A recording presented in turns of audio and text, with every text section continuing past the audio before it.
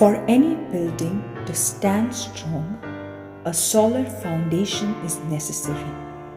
Similarly, one has to be deeply rooted in prayer if she or he wants her Christian faith to be strong and unwavering. The metaphor of a house built on the rock and a house built on the sand portrays the importance of prayer as the foundation of the Christian life. In the Gospel, we see Jesus himself praying and teaching his disciples to pray. In Christian life, we have two sorts of prayer. One is to pray for oneself, and the other is to pray for others.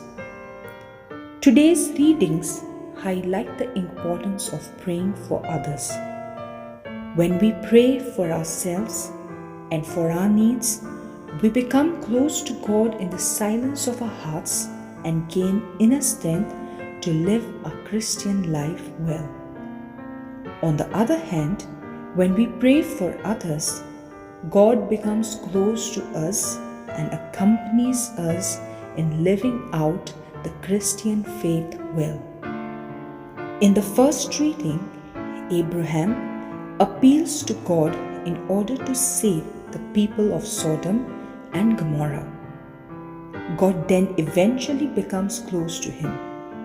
In the Gospel, Jesus teaches his disciples the kingdom prayer, which comprises the aforesaid two dimensions of prayer.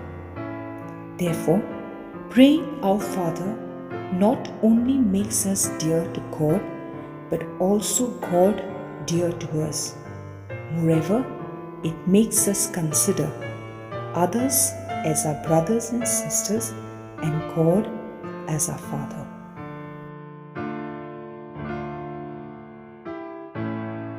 Lord, help us transcend our inclination to pray for our personal needs so that we pray for others who are also your children and our brothers and sisters.